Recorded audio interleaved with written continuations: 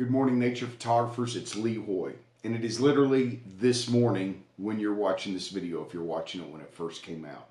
I was teaching at the Precision Camera Spring Expo 2025. I did 2 presentations.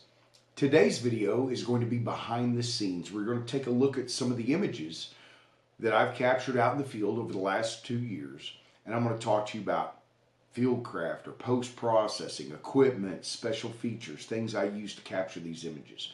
I literally just taught this yesterday afternoon, and it's a brand new presentation I put together for the Spring Expo. I really hope you're going to enjoy it. I want to share with you that I'm about to open up registration for another OM System mentorship program. If you are overseas and you would like to participate, if you're in Europe, drop me a comment because I might schedule a second one for like Saturday mornings, early my time, so that it would be early evening your time. So if I get enough people from Europe that would like to participate in my mentorship program, drop me a comment in the notes and we will do one at a special time just for Europe. I'm also about to open registration for my OM System post-processing. That's part 3 of the mentorship program. It is a very in-depth program. I've been working on it quite a bit. Looking forward to sharing that with you. So without further ado, here is behind the scenes with an OM System ambassador. Hello, my name is Lee Hoy, and welcome to my YouTube channel, Lee Hoy Photography. I'm an OM System ambassador, senior workshop instructor for Wildside Nature Tours. I'm a workshop instructor for Precision Camera and Video, and a contributing author for the Journal of Wildlife Photography. I did. If you've never been on my YouTube channel, I say that occasionally. I'm writing a book, How Not to Grow Your YouTube Channel. Okay, we're going to send this to her. No, seriously, I'm like, I don't care. Go watch. I told the guy, kiss my ass, and go watch Taylor Swift video. And he made more posts. I said, you trolls just keep me in the algorithm.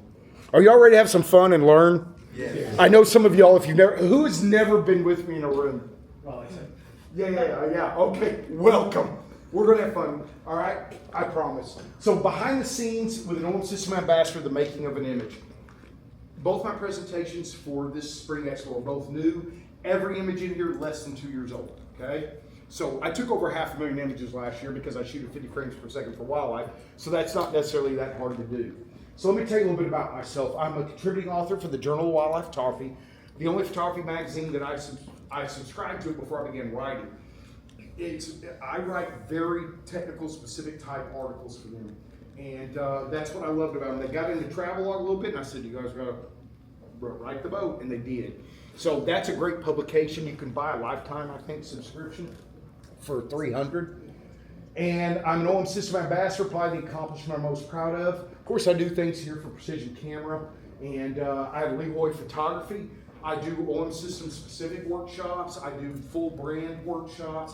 I have an OM System mentorship program online. You'll see some more about that later.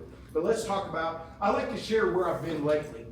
So Yellowstone in winter is one of my favorite destinations.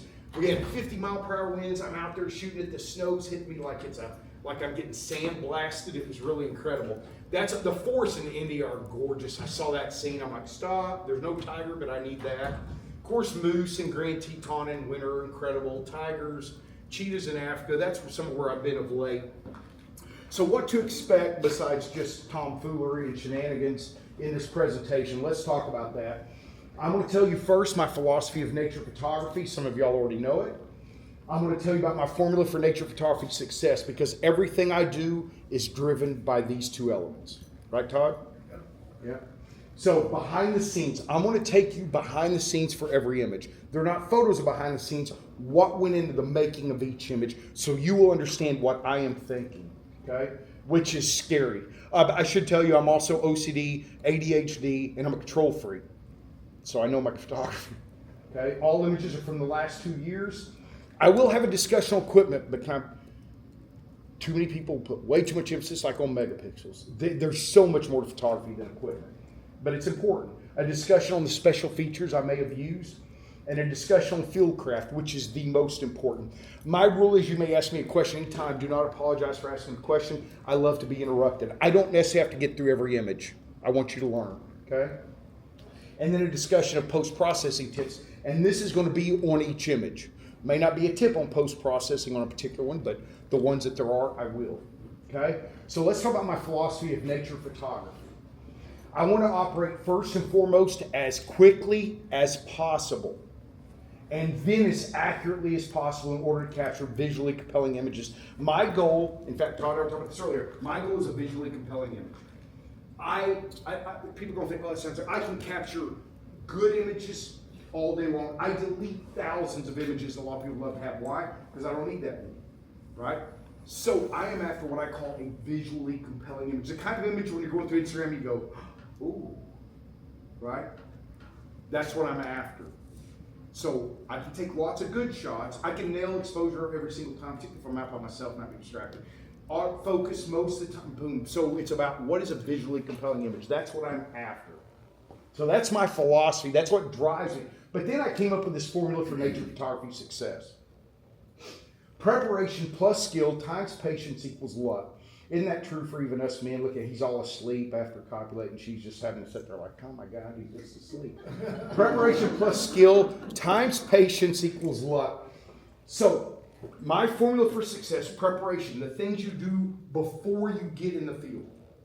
Learning animal behavior, mastering your gear, discovering your controls on your camera, all the things before you ever leave home.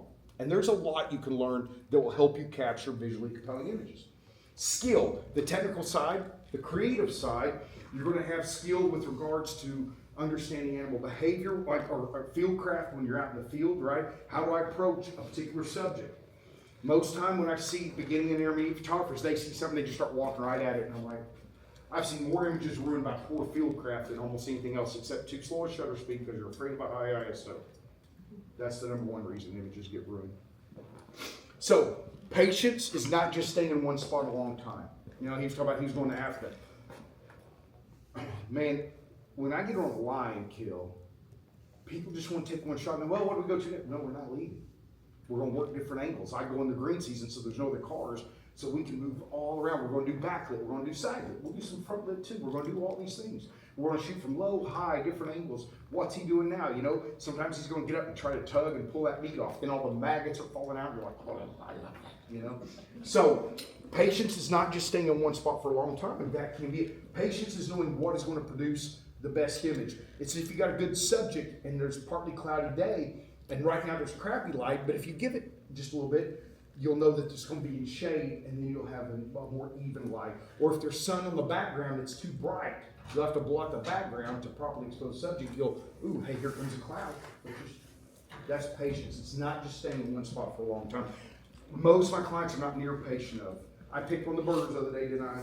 I picked one of the birds. If you're a birder, you struggle with the patience side. I had a Vietnamese gentleman and his wife come out to Big Bend. I did not know it at the time, but he also did trail running.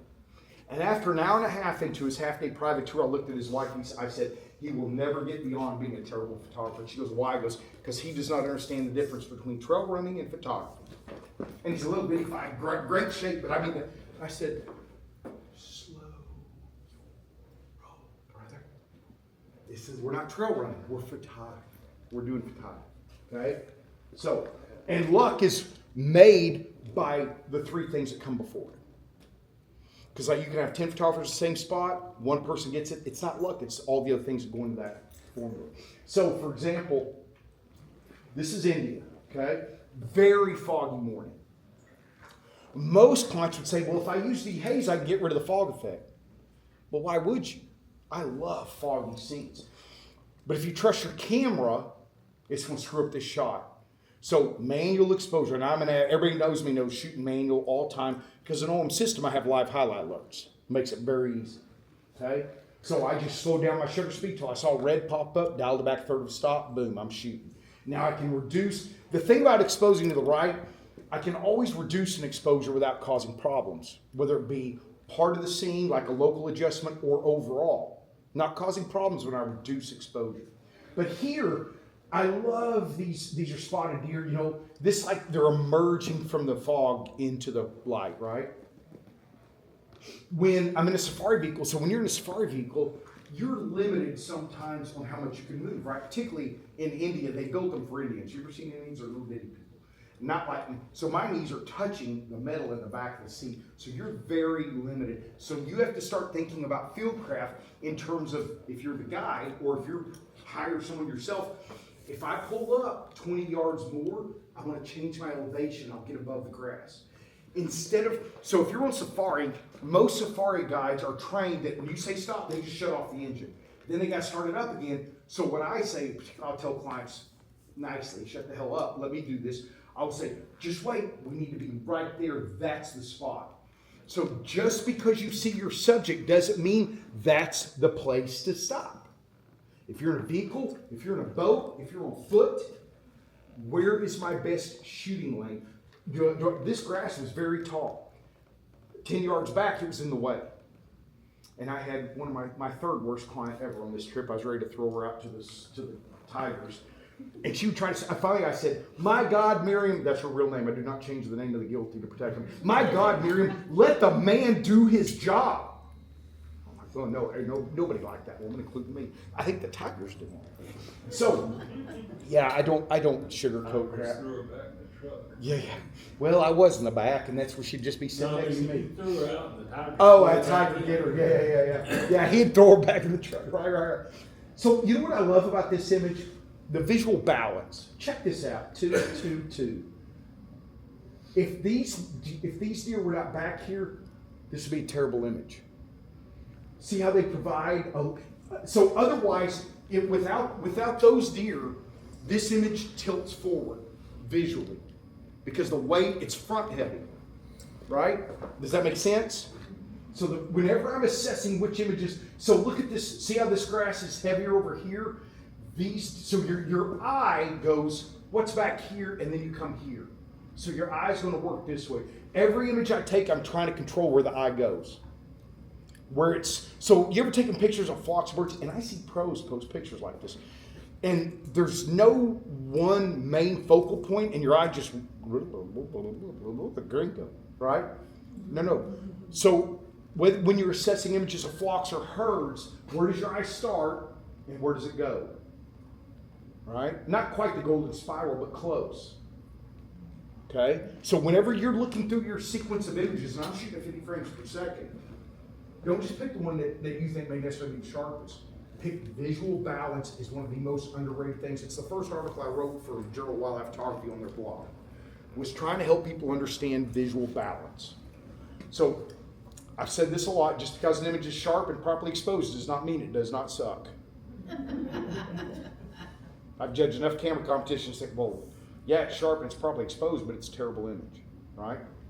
So, those are some of the elements we're looking for in fog. I'm not worried about detail in the animals. Okay, in fog, we're not worried about it. Who else is a birder? I know, Ty. Yeah. Who else is a birder? Come on, y'all are all scared already, right? Your mindset is, I want to see all the details. If you look at most images that win most contests, they don't worry about, do you see all the details on the animal? Now, I like to shoot up close portraits. You'll see some. Now, I generally like very natural images. This is not one of them. You know how I did this? I took a little Lume Cube type light. They have them on sale, 50% off. It's not Lume Cube, it's an alternative brand. It's only about this big. Most people buy a light too big for supplemental and it overwhelms. I put the light underneath the leaf so that this frog has red on the bottom, but that light almost made it glow. You would not see this in nature because so far as I figured out, the sun's not rising from the middle of the earth. So in that sense, this is not natural, but it's still a cool image, isn't it? Now, not quite a centered subject, but fairly close because the symmetry, the lines that guide this, I start at the eye, boom, right? One thing about macro photography is it will teach you the most patience. Night sky and macro will help slow your roll and improve all your other photography. But with, he's coming to get me. So with macro photography, the one thing you really need to know is you really got to pay attention to your angle for background subjects that can interfere. So this is a setup where we're shooting, and I was in Costa Rica where they hadn't done this before, and they picked up really quick. Like they would start out with too much crap on the table. I'm like, no, start with a clean table. You don't need every possible background item in there. they're trying to make it look like a jungle. No. So I've got a guy in the background holding a giant banana leaf, but you got to be far enough back so you don't get the lines in the banana leaf. So you were actually just holding the lamp? I actually set it on the table underneath it. Sometimes I hold it to get backlight, front light. I use flashlight. This is not lit by flash. Okay, so the light was on a table. Underneath that plant, And a guy was holding a leaf. a leaf. I told him, directed him where I wanted him to stand. Okay. And you were holding a camera. And I'm probably an inch or two at most from the front. Yeah, I saw another image online where you were holding a light underneath the leaf. Yeah. And I wondered how you were doing that. Yeah. Okay. So, you know what? I did show this one the other day, didn't I? Look, I told you how my clients didn't see this image till they got out. Backlit light is where you get a lot of wall hangers. But you're afraid of it because you're worried about the detail of the animal. This is not a detailing the animal shot, right? This is an environmental shot. And look at all that's going on here. If I'm honest, I wish this little turd would have raised his head. I wish they hadn't been overlapped. I wish he'd raised his head, but you know, I don't go play with bison. They're lovely to look at, but not pet. So I zoomed out a little bit because I wanted if this were all black, then this would have been a pano. If I didn't have this would have been cropped as more as a pano because there's just been too much dark space, right? But here I'm incorporating this beautiful hoarfrost backlit. And none of my clients, now once they got out, they went, oh my God. But look for that. When I was a beginning photographer doing birds and stuff, I too was often afraid of backlit subjects because they're scary. With live highlight alerts, not a problem. So to expose for this, all I did was slow down. I believe my shutters may have been my ISO or open up my ISO until I saw highlight alerts on the snow. Then I dial it back third and stop, boom. In fact, to get quick, if you have Sony, Panasonic has zebra pattern, I think, an OM system. You just either increase ISO or you slow down your shutter speed till you see your highlight alert. Once you've set your aperture for your depth of field that you want, and with a long lens shot like this is in the range of meaningless depth of field. That's usually f8 to f11. Long lens panos. When aperture doesn't matter, you're usually in an f8 to f11. Okay, so this is an f8 to f11 shot. My shutter speed needs to be fast enough. I'm shooting 1,000 millimeters. If you wait later in the day, you're going to get atmospheric haze off this snow, and you're not getting that shot. Okay? This is early morning stuff. So Back to that frog. How many frogs jumped away? Oh God, dart frogs, they're like me. They're a pain in the ass to work. Now what you do, that's as good field craft. The tribal people in the Amazon will grab me and shake them up, and I go, no, let's not do that. So what you do, and venomous snakes, the venomous snakes and listen, I'd much rather work with venomous snakes than most people, out on the streets, because I know how venomous snakes are going to behave. So sometimes if I just have a hat or, a dark frog or something, I will touch most poison star frogs. I won't touch my face, whatever. You don't touch Dendrobates terribilis. There's a reason it's named that. Okay? So I know which ones I can generally hold and not, and I don't shake them. What I'm going to do is I'm going to sit them down and hold my hand over them, because reptiles and amphibians feel safer with something on their back, especially snakes. Okay? If you come up on a rattlesnake that is already crawling, you're not going to get a good shot of it, unless you get a little, probably where you shouldn't, and you force it to curl up, because he knows he's not relying on camouflage. Okay? So if you come up on a coiled rattlesnake, you can work it safely. In North America, they strike about a third to 2/3, not generally 2/3. Prairie rattlesnake, they're like, they get them cracked. I'm not going to hang around a rattlesnake. No, you don't have to handle it, but photographing it is easy. If it's already coiled up, you can lay down with a long lens and shoot, no problem.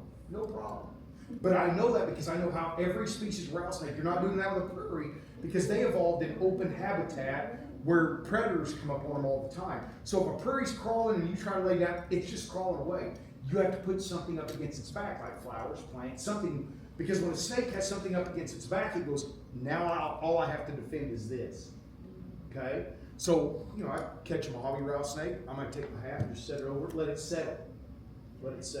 Now, preferably you're not just using your hand. I know how to operate, or I'll have a bucket, right? I'll have a bucket and set over, just let the snakes, because now the snake feels safe, right? You let the snake feel safe, and then when you go to take it off, you just, and then if it's sitting, you're okay. Whether it's venomous or not venomous, same thing. Now, we're gonna move slow, So right? you get everything set up. Yes, So exposure, camera where you want it, right? So you give it just a way to feel secure. Okay. That's the So it's key. really a matter of knowing the sources. Yeah, like I'm not, I'll lay down on most of our species, but there are some some of the pygmy rattlesnakes, man, they're just going plop. So you gotta either let them get tired or make sure they feel secure. I had a gentleman come over from the Middle East, paid me a ton of money, so all he wanted to photograph venomous snakes, and he wanted all of them their mouth open. I'm like, that's not how venomous snakes in America work. And there was one species, and he was a bodybuilder, flew fighter jets, all that, and there was one species, he goes, just put it up, I'm not working with it. And I went, because he was too nervous because it just did this. I said, just let her relax. He did not want to wait for 2 weeks. So Pine Martin in not West Yellowstone, Cook City, where I don't know if it was alcoholic like most people there, but a dog flushed it up a tree. Well, it was up at the very top, and I told my group, if you want to photograph this, then we're going to wait. That's the way they're behaving. Finally, after an hour and a half, it dropped to this branch. Now it's yawning. It's not feeling threatened. It's yawning. But at 50 frames per second, I got yawns. If you're at 8 or 10 frames per second, you're not probably getting many shots. I probably have 300 or more shots to choose from with it yawning, so I picked the head position I like. High ISO. This is probably ISO 12.8 or higher, maybe 16,000. I use DxO Pure Raw. I don't worry about up to ISO 25.6, no problem. But I got bright sky. This is where the live highlights. I would have loved to have positioned myself where I had no sky, but you see the types of tree, right? And you're not getting that with pine trees, right? So, knowing a species and how they behave, you just know if you want a shot of it, and let's just all be still. There's no need to hunt around the base of the tree. Just chill. Too many photographers are, oh my God, what do you want to shoot? It's bio. You know, like that's not going to be a good shot. So just wait, let it come down. Give it time to relax and not feel so threatened. There's certain animals you'll learn to read their body language and know if we wait, then we end up getting great shots of this. All right. Post-processing, if you run DxO, you know, I am going to, and I should let you know I probably crop less than 1% of my images. I just don't crop to do that. So, you know, I'm going to darken the background a little bit. I'm going to come in. I don't think I did this with a vignette. You could probably hit it with a little bit of a vignette. But, you know, an animal up in a tree in winter, that's sometimes what you end up with. Oh, look at those maggots. Is that not amazing? So, black and white. When you're going to shoot wildlife, I know I'm shooting black and white before I take a picture for landscape or wildlife.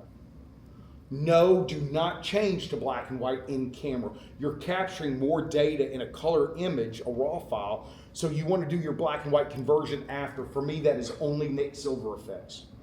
Lightroom does not have near the controls that Nick Silver Effects does. So I shoot black and white in mind, but I shoot color. It's an okay image of color. It's much more powerful in black and white. Okay? I mean, it's a nice green back, but I like the grittiness of nature, which goes against, some people want to treat nature like it's an infant. Oh, it's so cute. She is a cold-hearted bitch, and she does not tarry a fool or the weak. And that's the nature I want to show you. That's just how I'm pro-predator. You know, I'm pro-predator. They fail much of the time. So you all are going to develop your own passion and style. You may want to communicate the gentle side of nature, and that's okay, right? That's okay. But your personal style is what will drive what it is you want to communicate. So I love the nitty-gritty, real side of nature. So for me, black and white, even though, I mean, the maggots, right? The grittiness of giant piles of maggots, and he's trying to eat the ligaments. And I mean, look at the maggots in the side of his mouth. Like, now that's a oh, baby, let's have some food, right? Notice, if you worry about showing the whole animal, this does not even come into play in your image. So you've got to move away from what I call field guide photography, where the whole animal is what is important. I love portraits of half an animal's face. Man, I love that stuff. So when it comes to composition, but notice there's still good visual balance, right? So the lion, so there's a triangle, right? Well, here's a triangle with dark space here and dark space here, right? You see that? You see that visual balance? I'm looking at that in camera. So the reason I talk about mastering the technical side, what was the phrase I used yesterday for this? Anybody remember? Subconscious intentionality. You're doing it on purpose, but you're exposing second nature. You know what depth of field you knew your depth of field when you saw the kill, right? You knew what shutter speed you needed to be at to avoid blur due to subject movement or you getting tired holding your lens, right? So then it just became ISO became your variable. So with wildlife photography, my number one variable is ISO. Shutter speed second, aperture third. That's what I change the most. When you're new and you get nervous, you start trying to change all three. Oh my God, stop it. Set yourself up for success. Nail two things that you know, shutter speed, aperture, and then let your ISO. And I know y'all heard some people today talk about auto ISO. No, no, no. Auto ISO sucks, and I've done all the tests to prove it. I've done all the tests. I'm telling you, don't tell me it works somewhat. No, it does not work somewhat. Okay? So, I want to. I like black and white because it's all about texture, emotion, mood, contrast. I mean, the power of a lion and the giant mass of maggots and color. Color can often be a distraction, even though many images it lends to the whole image. Okay? So here, color was a distraction. I tell you another thing about predator kills in black and white. The blood is not as prevalent, and that's what gets a lot of people. I mean, I actually had people, my most viral image probably was around 50,000 likes, and it wasn't on my page, it was on the wild side one. And it was a jaguar that caught a baby capybara, and the capybara is still alive with his back legs trying to push off. And I thought, oh my God, it's going viral. I started reading the comments. It seems like the photographer enjoyed this. Like, hell yeah. No, I'm not the capybara, so I'm ecstatic, right? Oh, why didn't you do something like, do you understand what jaguars are like? Like, they kill caimans. Pretty sure me going, bad kitty wasn't going to cut it. Like, but that's how stupid our society is with social media. So, one thing I suggest is get out of your mind, well, it's just a coon. It's just a coon.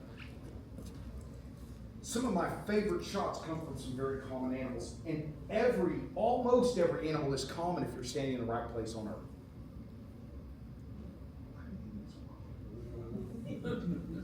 There's a poltergeist, a wildlife photographer. Now, so, I got some really nice colored grasses, aquatic grasses. This is Florida where I do my mastering birds in flight only. And I only take 3 people because the boat's small, but it's designed for photography. But what did I say earlier? Look where the sharp bird is. The rule of thirds on the lower right. If the sharp bird were here, visual balance is off. Yeah, this bird's kind of sharp, but your eye goes boom, and then it follows the flock, right? So it doesn't matter that these are out of focus. If this bird were blurry and that bird was in focus, that sucks. Okay? So, one tip. Normally, when using AI subject detection type autofocus, out in the open, you want all autofocus points, okay? With center priority off, okay? However, when I'm doing flocks, I will often switch to a small autofocus box and put it on the rule of thirds where I want focus to be. So that I know I'm giving myself my best shot for that area of focus. So here, my area of focus is more important than subject detection. Does that make sense? So I got a nice red background. If the bigger group of the flock were up front and this guy was still in focus, the visual balance would be off. It'd be tilted forward. But notice the visual balance plays out, doesn't it? On something like that, what would be your aperture and with them? 5.6. Okay, and then them flying, the shutter speed is. So here's what I want you. I told some of them this yesterday, right? I want you to humor me for a while. Just make I introduce myself as your generally friendly OM system ambassador. For a while, I want your shutter speed to be what? 2,500. 1/2500th of a second for wildlife. Now, a lot of you go, but if the bird's sitting still, but what if some great action starts occurring? You're fast enough to make your adjustment to your ISO, then your shutter speed. I probably am, but are you ADHD, control freaking a perfection? Like, and on a carnivore diet, seriously, I am like this all the time. I get exhausted and I don't need sleep. It's crazy. I'm like, I need some break from me. I can't get out of this head. I've tried. So, 1/2500th of a second. Because most of you have a 1/400 or longer while. How many of you shoot at 800 millimeters or longer? A couple of us. How many of you shoot at 600 millimeters or longer? How many of you are shooting at 400 millimeters or longer? A lot of you, right? Well, like I said yesterday, let me scan because there was somebody younger than me yesterday. Yeah, she's definitely younger than me. Yeah, probably. So, but most of us, in fairness, are not our prime years. Just most of us are not. And the rule of hand holding your long lens is 1 over the focal length, right? And then you go, I have 8 stops of image stabilization. Yes, you do, but the animal does not. Right? A cheetah chasing something is not worried at all, not impressed by your image stabilization. Most of my clients, when they go to 1/2500th a second, immediately tell me they see an improvement in their thing. I get so frustrated on comments about going system, you're old Nikon or Canon. I just can't get a sharp. This lens, the 40 to 150 with the doubler sucks. No, it doesn't, because I can tear that crap up. You might suck in your photography, but that lens and that combination does not. So what you need to do is get a realistic shutter speed for your age. He's young, he's big, he's strong, right? What would you remind me your name again? No, yeah, you. Oh, Jermaine. Jermaine, yeah. Jermaine, right? So Jermaine, he can handhold that thing still better than y'all can. But he isn't keeping a cheetah any slower, is he? So most people want to try to get away with a slower shutter speed because a lot of things they photograph are still. But the still images aren't normally what you go, look what I got. So what is my philosophy? Speed first, accuracy second. Speed first, accuracy second. So I've had people, I'll program another custom mode for faster. So, when the line starts to run, you're going to drop your camera, do this, and then you look at it. Get out of here. You have no hope. No hope. Another tip on acquiring a subject in your camera with a long lens. This comes from hunting, so if that's been out from West Texas, I don't care. So you're going to instead of bringing your lens from here to put it on a flying bird or a moving animal, you're going to put your eye directly above the viewfinder. So your viewfinder is sitting here, not down here. If you quail hunt, who in here is quail hunting? Or if you're timber, yeah. If you quail hunt, you can get that sucker up quick, can't you? Or if you did skeet, right? But most of you didn't. So you're going to put your viewfinder till you get better. You're going to put your viewfinder right here, and then when a bird's flying, you're going to swing at the same speed, and then you just raise it to your eye, and the bird should be in there. Okay, you aren't wide Earp, right? Most of you are not. So fieldcraft, putting your eye right above the viewfinder. Okay, try that for a while, and I promise you, your photography will get better. All right, creative cropping. I get a little strict with myself at times, okay? I mean, I like in camera, but there are certain times, Lisa Langell, who knows her? Anybody knows Lisa? Lisa's one of the most creative photographers in the U.S. She's like a sister to me. Her customer service is so good, I wish it'd go down because it's so hard to compete with her. But she's amazing, absolutely amazing. And she reminded me, well, I want the crop that communicates what I want. I'm like, yeah, I gotta quit. Like, I love capturing in camera the way I want, but you can't shoot in this crop. And this image, if I had the top up here, sucks because the visual balance is off. But by cropping to this format, now my eye goes here and it goes right there, doesn't it? So if I had all this empty space up here, you feel a little discombobulated. So backlit, north of Bosque, because Bosque last few years has sucked. You got to go to the state areas north. And but everybody else was upset. Well, we can't do front lighting because you couldn't walk out in the field. I'm like, who cares? This is going to be amazing. So I'm using light. So I found perched snow geese. I wanted my shutter speed at 2,500 or higher. So I put my aperture where I wanted it. I put my shutter speed at 2,500, and I adjusted my ISO till I saw a lot red highlights. Dialed it back.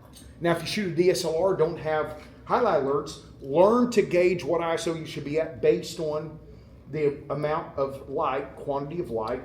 Take a test shot, boom, look, and then get your exposure set. And then as long as the light stays constant, your exposure is the same. Unless it becomes an all dark bird, then you know you got to let in a little more light. So, What was the photographer you mentioned? Lisa Langell, Langell. She's a Tamron image master. She's the most creative. Like, you're like, how did you see that? But here it's all about the crop and the backlight. I love this shot. Oh, wing position. Let me just say I'm a little particular. Don't want eyes covered. But what I love gaps in the primaries. I love when the alula, see this feather right here on the wrist? Oh, when the alula is separated from the wing, right? But notice here, not much overlap in the birds, right? The head I don't need all the detail in the head. I just need to see the bill and the eye. The alulas are separated. A little bit of backlight coming through this wing. You don't want to process this where you see the details in here. That messes it up. Okay? So I'm exposing for the highlights so I have as much detail as possible in the shadows, but I'm not worried about, this is not for a field guide. Does that make sense? Now, the light sucked, midday light. But this guy was coming out in the shadows. This was a older Jaguar cub.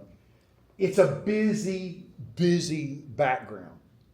But that makes you feel more like a jungle. So if I showed you the raw, you'd be like, ah. But in post-processing, I'm going to do DxO Pure Raw. I'm going to do a mask on the subject, and I'm going to apply, here's my phrase for post-processing: kiss it, don't molest it. Some of y'all molest the crap out of your saturation slider, and it shows. So I'm going to kiss it with a little texture. Not clarity. Clarity's going to push my highlights and my blacks too far apart. It's going to push things to the edge. So I'm going to hit it with a little texture, and I'm going to deselect the eyes from that mask, and I'm going to create a mask just for those eyes. Here's a tip: when you have big eyes, you don't want to apply texture, clarity. No. With big eyes, I'm going to raise exposure a hair, and then I'm going to hit it with a little clarity. That's going to make those eyes pop. Okay? So I'm going to have a mask for the eyes, a mask for the Jaguar as a whole. Then I'm going to do, on this mask, I'm going to reduce exposure. I'm going to pull highlights down, and then I'm going to hit it with a vignette. And then I may go back in with a radial filter and then just bring up the whole exposure a little bit on the Jaguar. The difference in this shot between me and probably someone a client of mine who doesn't know how to post-process is dramatic. A lot of pros that win contests, if you see their post-process, and they're not necessarily creating what's not there, but they know how to bring out what was there.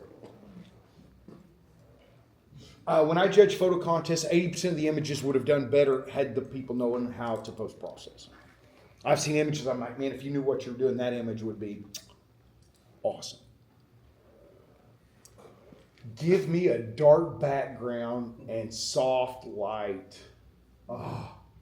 Now, could I control the fact that I caught this bird right here, no, but at 50 frames per second in raw? I sure gave myself more chances. I mean, the rectresses are out. Tell the wing positions even. Wing positions where you got one showing and one not, terrible. I'm very particular about certain wing positions, right? This guy is banking. I got the rock. This is still a cool shot without this, but this adds depth, dimension, and context. This is in a wooden boat. Clients were throwing, a couple of clients were throwing up. So this thing is rocking, my knees hurting. So what do? You go to the masonry section of Home Depot and you buy a knee pad from the masonry section, not the gardening section. Those things let thorns in or little rocks that'll cripple a grown person, right? So you get you a masonry knee pads for these kinds of situations. Then you're in a wooden boat. Listen. And it's rough. There two of them are throwing up, right? And I don't handle throw up well, so let me just focus on the photography. And you take lots of shots. I see clients take 5 and start chipping. I'm like, what in the hell are you doing? This is rough. You need lots of shots before you're going to get one because you're going to clip it a lot.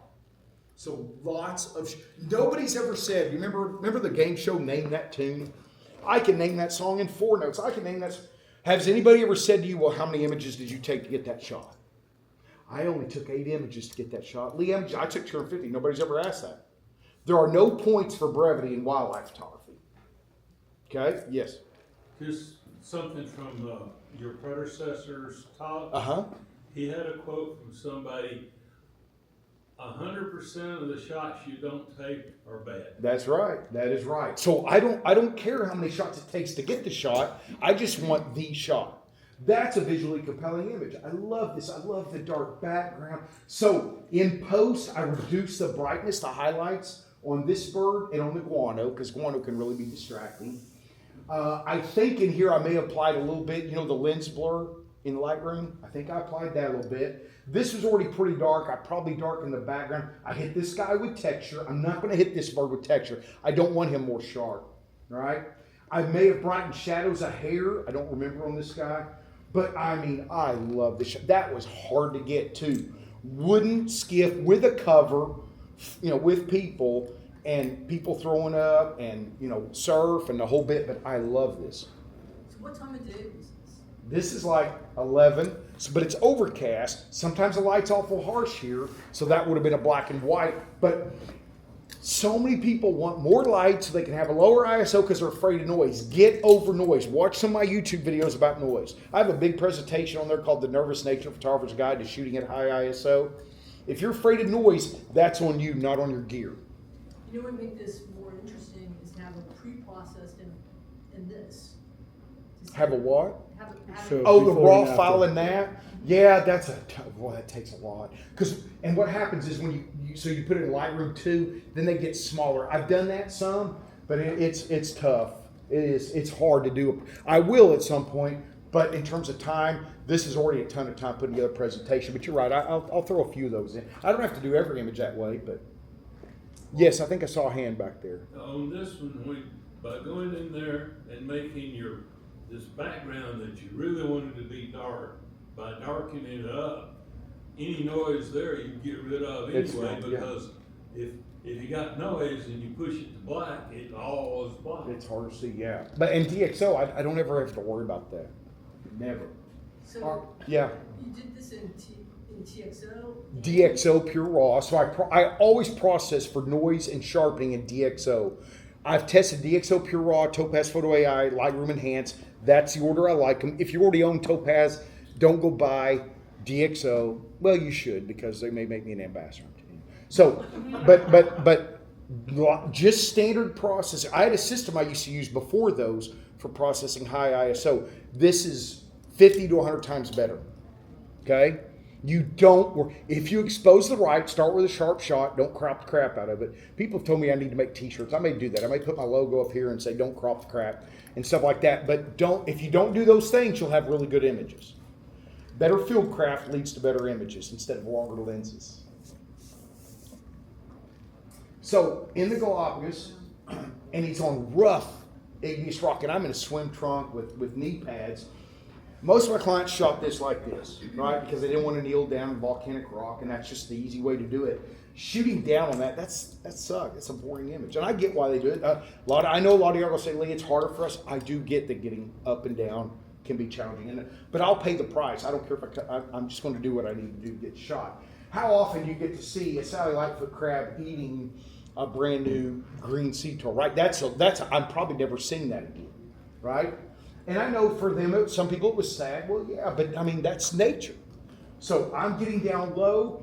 Notice, so there was actually a little bit of harsh light, but the clouds, it was partly cloudy. So I just waited. I waited till I had overcast light. So I'm not worried about the detail back here, right?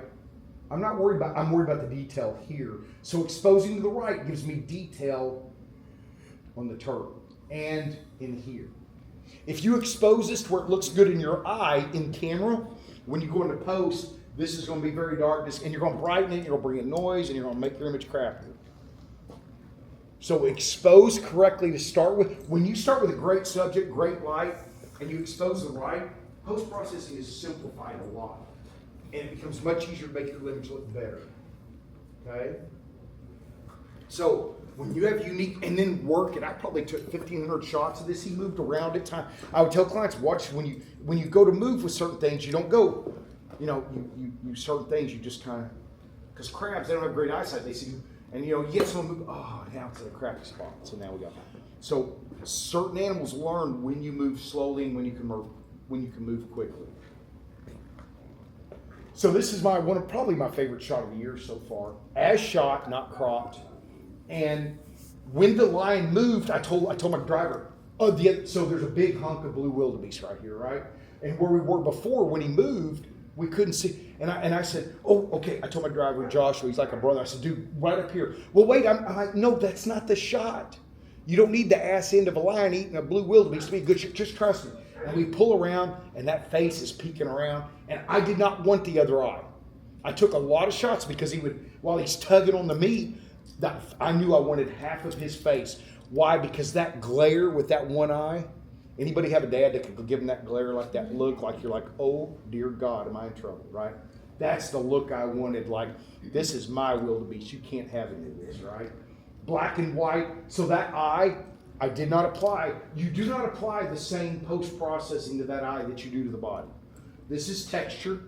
And in fact, here's Nick Silver effects. Oh God, hold on, I'm on channel 12 and I need to be on channel 7 right now. Nick Silver effects. What is the thing that adds not grain, structure? How many of y'all have tried Nick Silver effects? Okay, structure.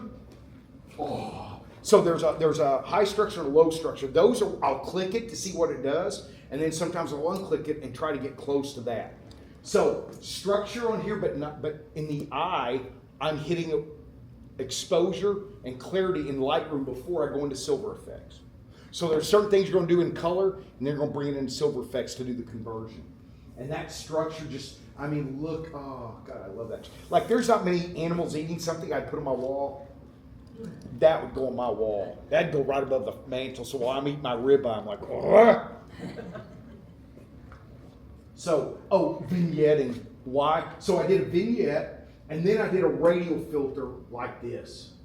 Now you can probably see it that I pointed out, can't you? But before, if I didn't point out, you didn't know that. But see that subtle, and when I say kiss it, I mean probably a third of a stop or less of increase. So sometimes it's easier to use the keys to move it than it is the mouse because you have finer control. So if you now know where that filter is, but you probably didn't before I told you, right? So it makes it look like that beam of light, because this right here and then down to that, that's the shot right there. This little brighter, this lens to it. So I really darken the meat. I mean, this is gnarly, nasty looking stuff. It's not about that.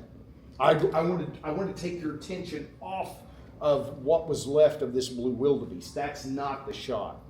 You understand? Darkening, there's cartilage, so I selected the bright stuff. I pulled the highlights down, pulled the exposure down. I don't want your eye starting here. I want that eye going, and then you get that little shiver.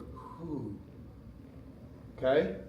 Now I'm in a vehicle, so what did I do? I tried to get my camera as low as I safely could to get that shot. Oh, I love that shot. Okay? So you're in the Pantanal. These guys, they're usually in ugly water. The color of the water in the Amazon is not pretty. It's muddy brown. And so I'm taking tons of shots, and where just the muddy water made it blah. Here, this guy popped up in the reeds. So you got to work quick, because they are worried about other otters. So they can eat a fish so fast, it's unbelievable. Look at this. Look at the blood from the. Oh. But the key here is, in fact, you can see us. See that right there? That's me. So I am literally. So I did stand up, because down you couldn't see because of the plants. So we're standing up, and I'm probably from here to his chute. So sometimes getting lower is not the best. I'd love to be there, but here you can't really tell that I'm standing up, can you? Right? So sometimes standing is better than laying down. Like, I think, weren't we talking about that yesterday? So I'm standing up, but look at this. The whole thing about this image is the sky in his eye.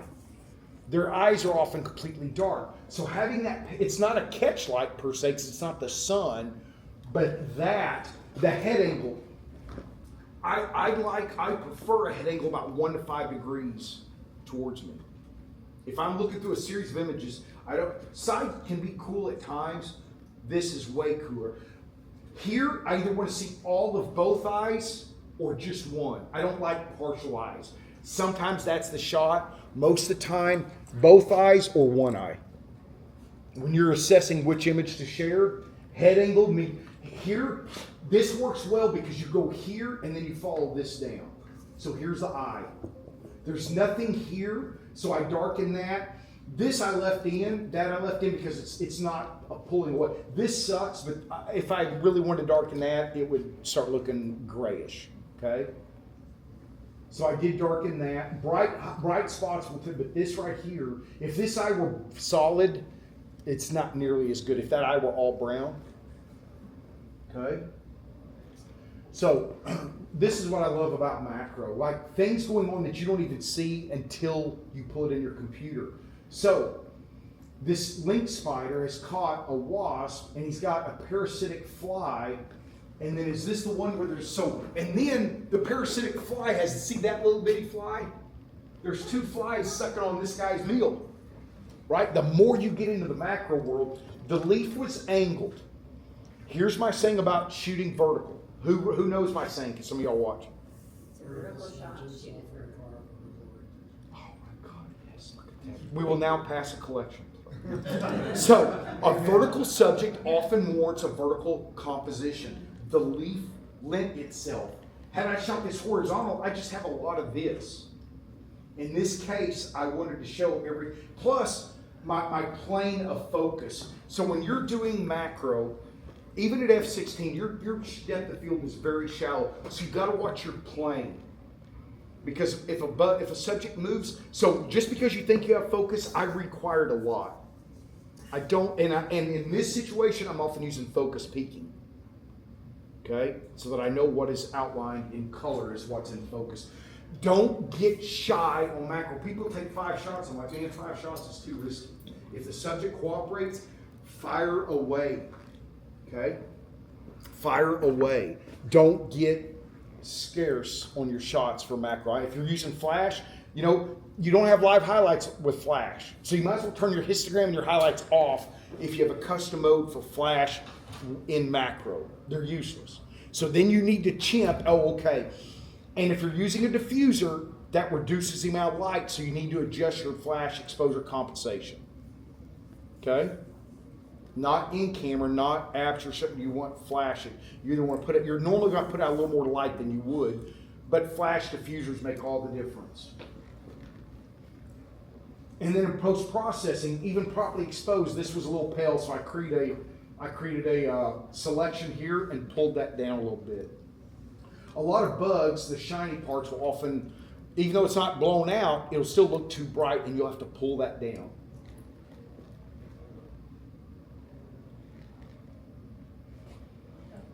Horrible light. Love this shot. For some reason, 2 days in a row in this one tributary in the Pantanal, we're sitting in a skiff, and we're only the edge of the boat's like this off the water. And 2 days in a row, this guy came right at me. Nobody else. Everybody was like, second day, I'm like, oh my God, he's going. And I mean, when I say came to me, I mean a foot. Like, I pulled my arms in, which if you know me, I take a lot of risks. I was like, what in the, like this dude, in fact, I told him to start moving the boat the second day. I'm like, this dude has something against me. So, what I like about this is a shot most people normally wouldn't take. But as soon as I saw what's going on, look, that's harsh light, isn't it? See the specular highlights? But I knew I wanted this because I knew in black and white, this is a feeling of intimidation because he's going into the dark. If the bright light were here and the dark water back here, I don't think I'd be showing you this image. Does that make sense? So that black and white, like here, you're low, and it feels like, I may not be swimming in the safest spot of the river. That's how this image feels, right? But if this were equally dark, I think, so let's pretend there's not this specular highlight and this bright part. I would have come in and done a selection on the head and brightened it so that it's a bright head coming out of all dark. But here, I want him coming into the dark at me. Does that make sense? So even in crappy light, you can get some great shots if you understand what you're going for. Yes, sir. Is there an intentional illusion here where it looks almost like you're cutting across the surface of the water, looking below the water, or is that just my head? No, I put my camera out of the boat down. So thank you. I like that. Fieldcraft. well, most everybody here has screens that'll flip out to the side. So you rotate your long lens foot to the top. You hold it down right above the water. I actually stick mine a little bit in the water, and I will take my picture looking at that. So you need your level on. That built-in level gauge, you keep it on, because what you think is level, looking at the screen, you'll often think, oh, I've been drinking. So you want a level, because if I crop this, if I have to level the horizon, I might lose his tail. What if I have to clip his tail? Then the image is ruined. So I don't like adjusting for horizon because I like to shoot tight. But if you're gonna shoot like that too, you need to practice, because the motion you need to make the image level isn't the one you think it is. No, it is. Yeah, to get leveled, you need that level on. I just leave it on all the time. Yes, it takes up space, but I like a lot of information when I'm shooting. Okay? So then in post, I did pull down some of the specular highlights a little bit. I left them. You're not fixing that, but I didn't want to. But I did just bring a little bit more to the head. Just a little. Just a little. I wanted you to know their eyes were looking at you. Right? All right, birds.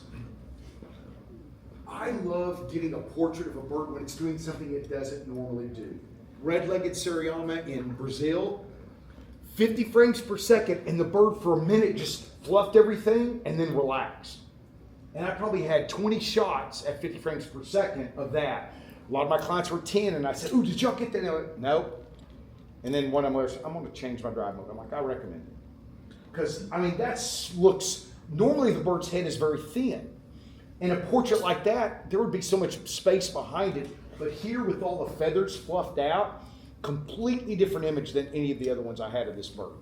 They're long, they're skinny. You know, you can make some kind of cool shots of them with their background. But a nice portrait of that bird, his head's very thin. This is a very different look. Okay? And still shot at 5.6. I don't worry about, even when they get close, it has to be a big bird close before I start stopping down much.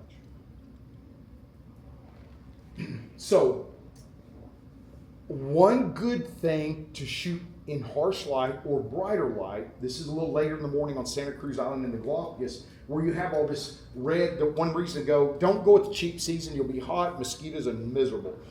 So this red Sesuvium blooms the times we go. It's red then, right? This beautiful, it'll be red, orange. Normally the shear waters, Galapagos shores, are down at the water's level, which is 150 feet below us, so you're shooting down. Here, because of the wind, they were actually coming up to the top of the cliff, so I got down low to include the Sesuvium. One nice thing to shoot when you have harsh light, anybody been to Kauai Point Wildlife Refuge in Hawaii? Yeah, well, they don't open until 10 and they close at 4. But you have cliffs and you have ocean and the birds are often below you. Harsh light shooting down on deep blue ocean water, that's a good time to shoot harsh light because it illuminates the dorsal surface of the bird evenly. You can have some nice shots. So here, I waited for the bird to be low enough where I had this color foreground, plus I have a nice dorsal lit surface. And what would this look like if this were pale blue sky instead of deep water? Suck. Y'all know that baby blue sky you see? It never looks good with wildlife. It never looks good in landscape or wildlife. So, what about circular polarizer? A, I don't want to have to adjust circular polarizer because most people's arms aren't this long. B, you're losing a stop at a third of light for wildlife. No, I don't put a circular polarizer on. I could have cloned out the poo on the rock, but I didn't feel like it was that distracting.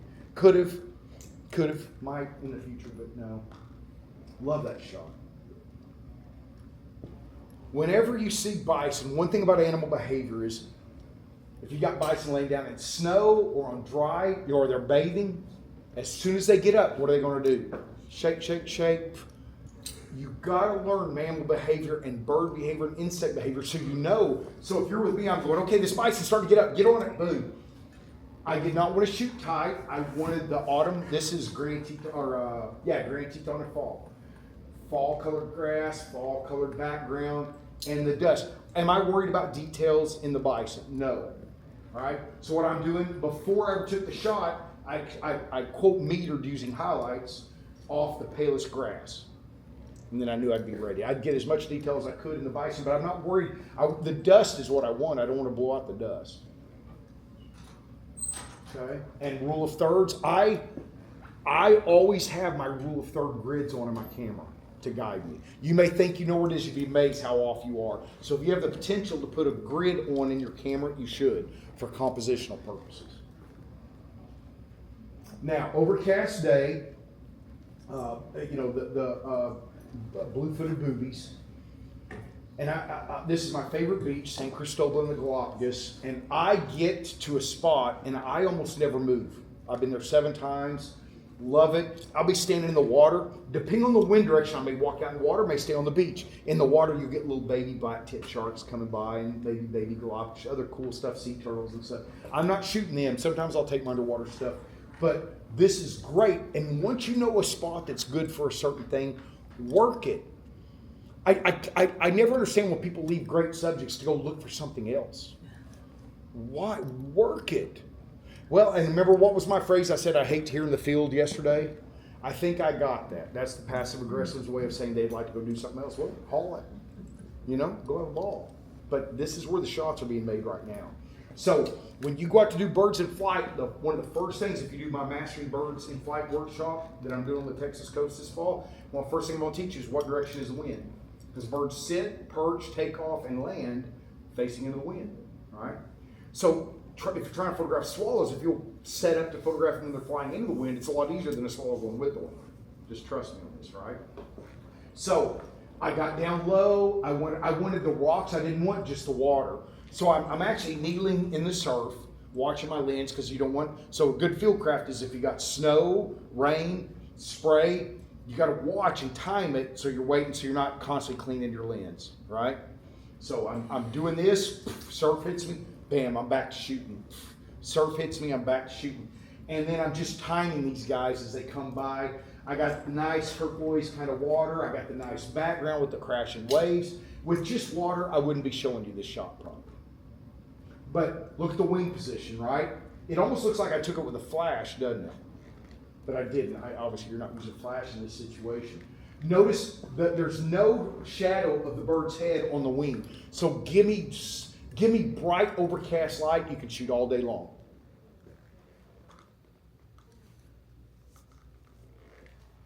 Oh, I love venomous stuff. I've kept venomous fish, I've kept some of the world's most venomous spiders. I love that stuff, right? Most people don't want to shoot this. This is a setup in Costa Rica. And if you're not sure, like I pick them up by the tail. There are about 7 species around the world that I will not touch. But I know which ones I can generally work with. A lot of people like just let them crawl. Then you're risking, I will pick them up by the tip of the tail.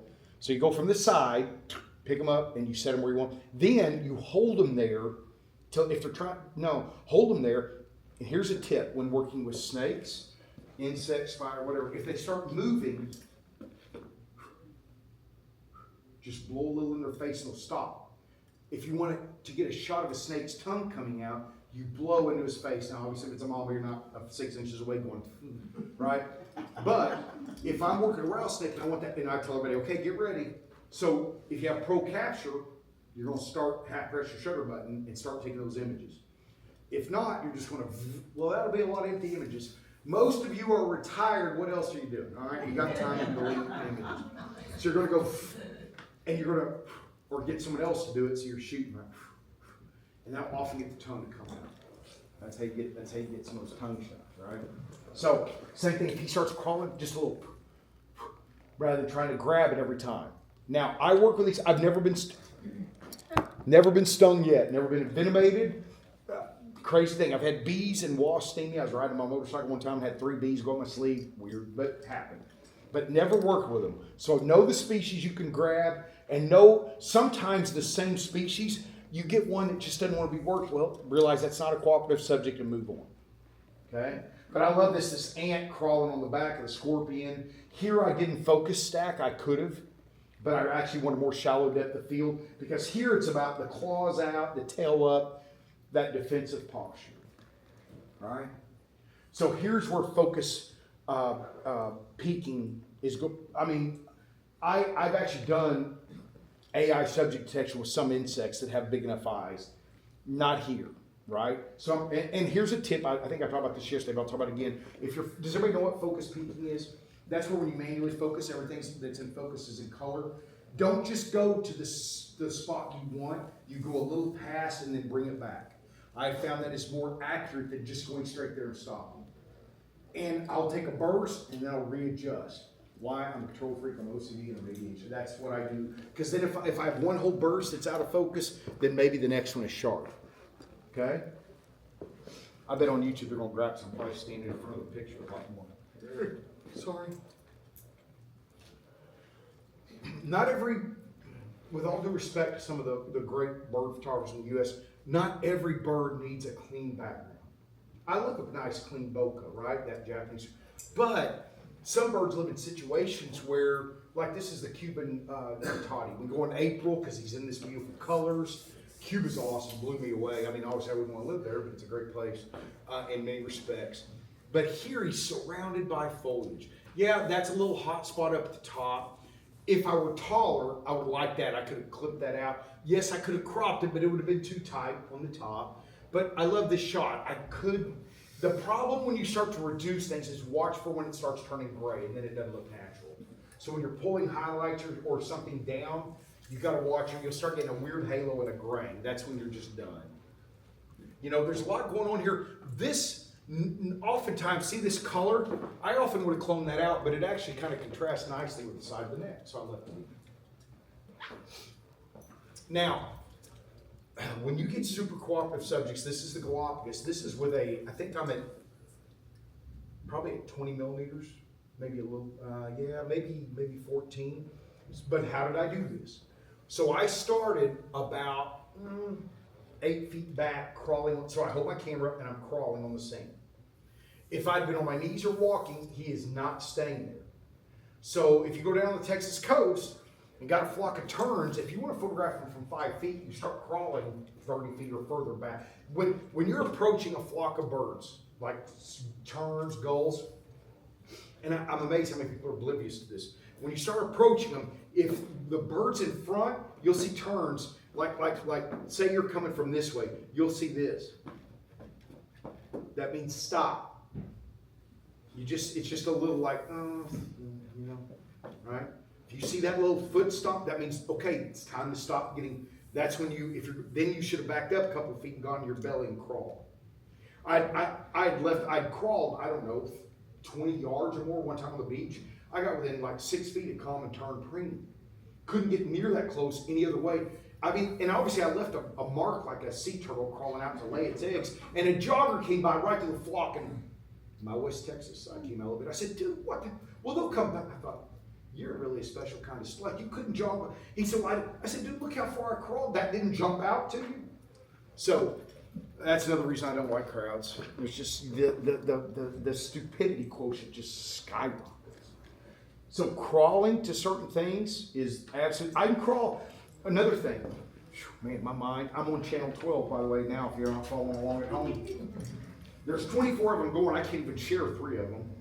So when you crawl, okay, at spots in national parks or in wildlife refuges where there are pullouts, animals that will not let you get within 100 yards of them, at other places, at pullouts, that's where you can crawl. So out in at Big Bend, we have the greater earless lizard. Okay, you try to walk up, you go to anywhere outside of a turnout and try to get close, and they love it like 105, and they're like, "Pooh, baby, see you." But at a turnout, like at Soto Vista, one of my favorite sunset spots, I've crawled, and then you just slowly extend that camera to get that wide angle environmental shot, whether you're doing vertical or horizontal, and you master your camera, because now's not the time to go, right? Now it's time to be nailing your shot. And yes, I've gotten cactus spines in me, I pay the bill, so I'm just crawling, I get close. You try to walk up on it, or you go to a spot away from a turnout. So where animals get more accustomed to the tourist, take advantage of it. Roadrunners in Big Bend, you see one away from a campground, you almost have no hope. Just don't even try. You see I've had roadrunners at Rio Grande Village. I was standing there with my clients and I started laughing and he kicked through my legs.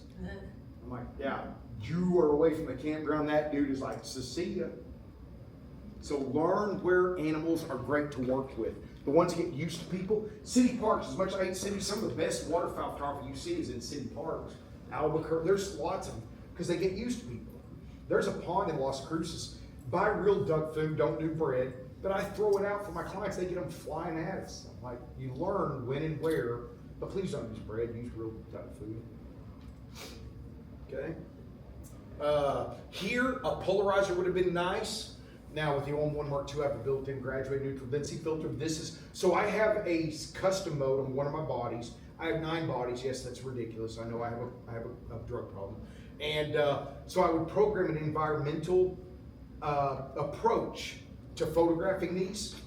And in the environmental one, I have an ability to turn on the graduated neutral density filter with a button and then move it with my joystick so I can hold that sky back. I would not need that at all for regular wildlife photography, but on my wildlife environmental program custom mode, I have my graduated neutral density filter. Okay? All right, this is not cropped. This is a panoramic shot.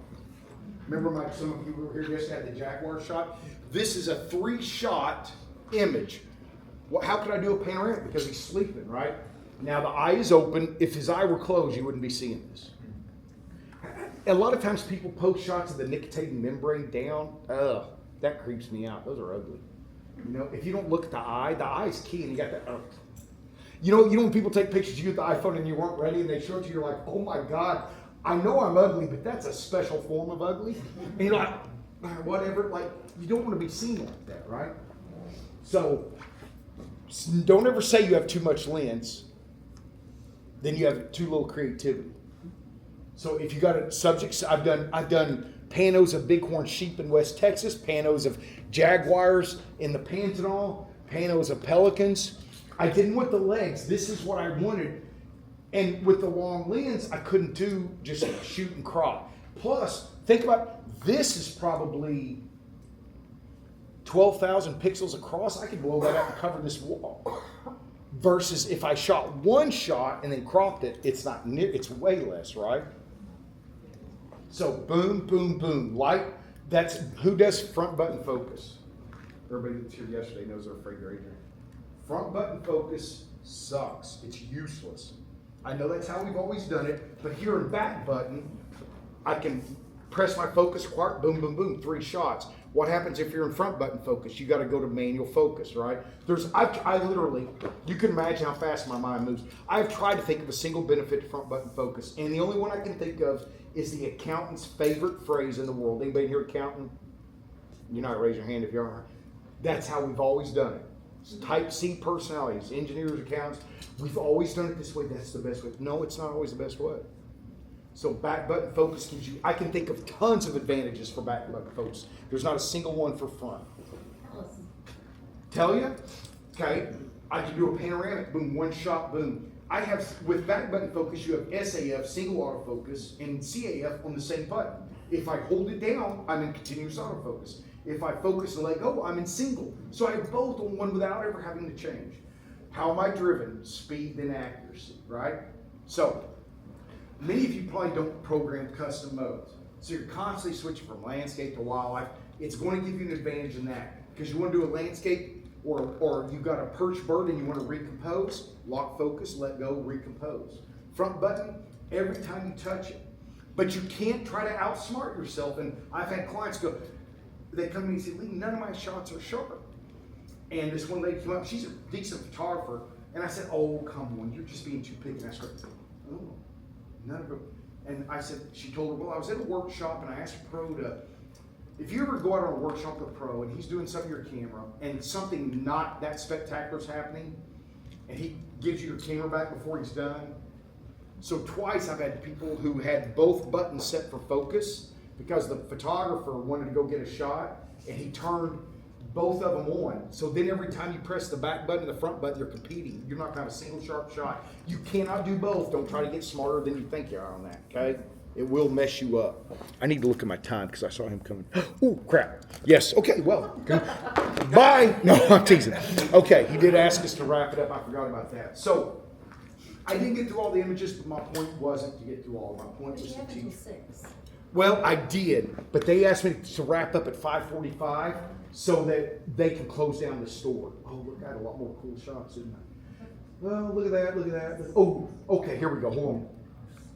If you get 2 species shots, oh, I love 2 species shots. So, you know what, here, I know I'm gonna get in trouble. I'm not gonna talk a lot about them, but here we go. Okay, so no flash, I wanted the legs, vertical shot. Pay attention to shadows versus the whole animal. Watch the color of your water. The other side of the boat, normally one side of the boat has good water, the other side sucks. Most of my clients wouldn't take this. It looks like he's coming out of the steam. So watch for animals emerging from stuff. Dapple light can be brutal or it can be awesome. Learn when dapple light will produce great images. If you want nice rain streaks, 1/60th of a second is your shutter speed. If there's no birds in the sky, that's a boring background. Okay? Landscape, think wide angle at times when you got cooperative subjects. 2 species shots. What do you think the odds I get a swallow and a caiman in it? That ain't easy. Macros, sometimes you don't need all the detail. Just subtle things will go a long ways. You don't always need to be tight, right? Oh, 2 species images. I love, so here's the lava lizard, there's the iguana. Kind of breaking all the rules of composition, isn't it? And I love this shot. Love that shot. It's a very unique, odd shot. So if you shoot OM System, I do an OM System mentorship program to help you master your system, master your photography. I've got my Mastering Bird and Flight workshop October 30th through November 2nd. Almost every client I've ever had that goes to that says, this was the best workshop I've been to because I learned the most. Because I don't let you go off and chase unusual birds. I'm even meaner on this one because I want you to learn. The goal of this workshop is all the rest of your wildlife photography will get better. So I don't let you go wander off for the crap I only let you do. Yes? No, that's open. I will always say OM only or open, depending on which one, in the title, so you know. So this is everybody. You will learn more in this workshop in 4 days than probably most workshops you go on because I'm meaner. I make you learn. I'm a horrible man when you come to that workshop. Make it on black and white birds. No I don't let you. colors. OM System only, mastering manual exposure for landscape in Big Bend. We're going to learn HDR, auto exposure bracketing, how to use your highlight alerts for it. It'll be a great workshop. Big Bend Winter Landscapes and Wildlife, open to all systems. Man, there's some very specific times in Big Bend, and it's often the times you don't know. I know Big Bend like the back of my hand. I've been on every trail, every road, been off trail a lot. You need to be fairly mobile. I had a lady show up, and she had to have me hold her hand to step up on a curb. Big Bend is no place for that. Okay? We go off trail sometimes. But I've got a private property nearby for birds. It's really cool in the winter. If you want to follow me, take a picture of this. My YouTube channel, I'm just as mean on there. Lee Hoy Photography. Facebook, you've got to go to my private page. I'm not using my business pages. The algorithms are terrible. Lee Hoy Photography on Instagram. Let's not make them mad at us. So I have a 7.5 hour drive home right now to get to the mountains of West Texas. So I'm not going to get to linger.